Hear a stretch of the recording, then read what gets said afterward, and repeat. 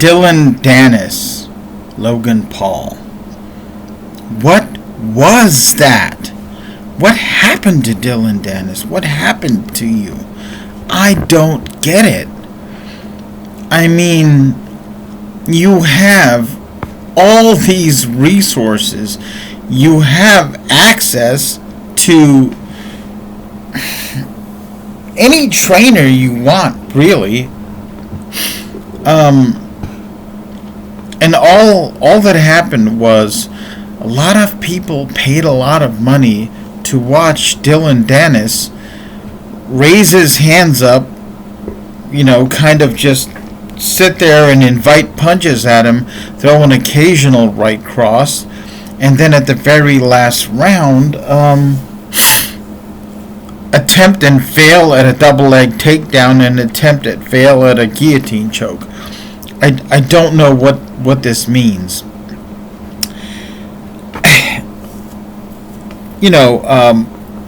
I hear about things.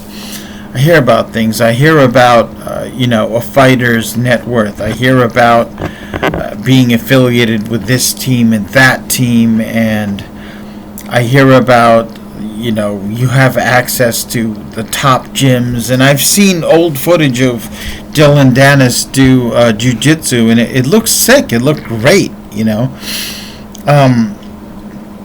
I don't know where your head is at.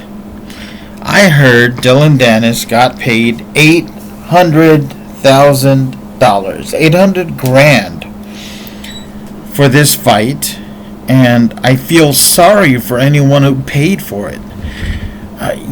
Dillon Dannis does not need to be fighting. He needs to be in therapy. He needs, he needs to talk to people that specialize in the mental part of it. I could help him. He'd need a therapist, preferably someone who knows more than just Freudian therapy, but who has worked with athletes, because I don't know what would motivate a person to do that. It almost takes more effort to show up and do this badly on purpose. I mean, I'm no pro fighter. I've never been a professional fighter. I've been a lifelong martial artist. But, I'm old, I'm short, I have arthritic knees and nerve damage from fast roping accidents and whatnot. And this is a dream opponent, someone that just stands there for 6 rounds like this, throws the occasional right hook, and doesn't even fight in the clinches. I mean, if I'm it's probably not true, but I look at the tape. I didn't pay for this fight, but immediately after it was over, lots of highlights and things were on the internet right away. So, someone put up the first 2 rounds and then highlights of the fight, and then someone showed the complete last round, and I have seen better from total novices who, trained for about 4 months and sparred twice on their second sparring session.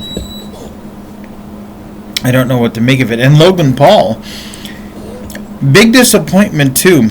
This is a dream opponent, someone that you can literally drop your hands in front of and just pummel at will, who doesn't even fight back in the clinch. Why was Dillon still standing? I think you should have spent less time on your steroids and bodybuilding and more on getting a proper boxing coach who, could teach you how to hit. I mean, I'm gonna throw my name out there. Whatever I was seeing from Dillon, I know I could do better. I know my friend Master Jose Gonzalez in Trenton, New Jersey could do way better than I could. And I know the New Brunswick Boxing Gym. You could come over here to Zinni's gym.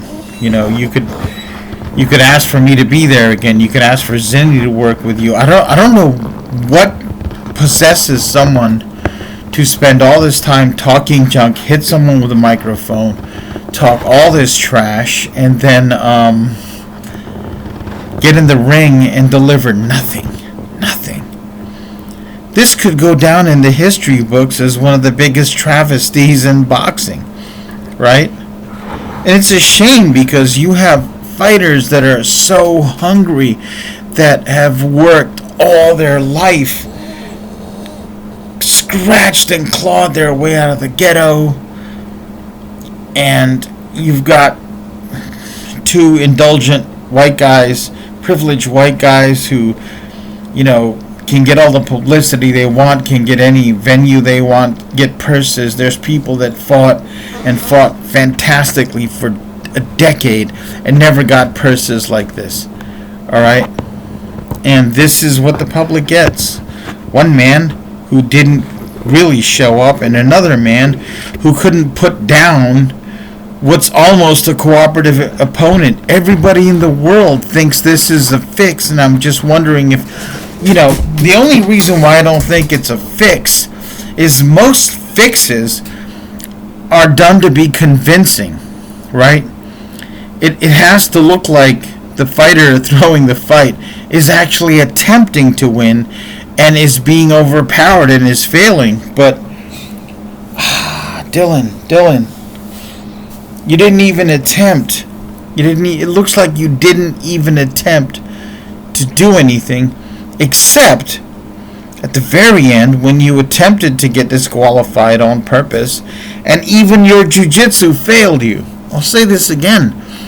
Even Dillon Dannis' jiu-jitsu failed him. He couldn't execute a double leg takedown on someone that wasn't even expecting it, and he couldn't execute a guillotine choke on someone who, I don't think he does much jiu-jitsu. Has he even done jiu-jitsu?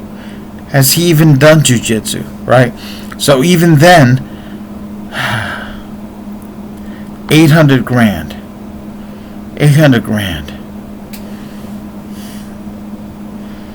I don't know. If I had half the resources any of these young men had, I could have put on a better show. Right? And I collect, I think the minimum age for Social Security is 62. In 8 years, I could collect Social Security. And if I had the resources these guys had, and if I had 6 months, I could put on a better show. I would guarantee it. And that should never be possible. That should never happen. This should have never happened. It's the state of boxing these days. I'm out.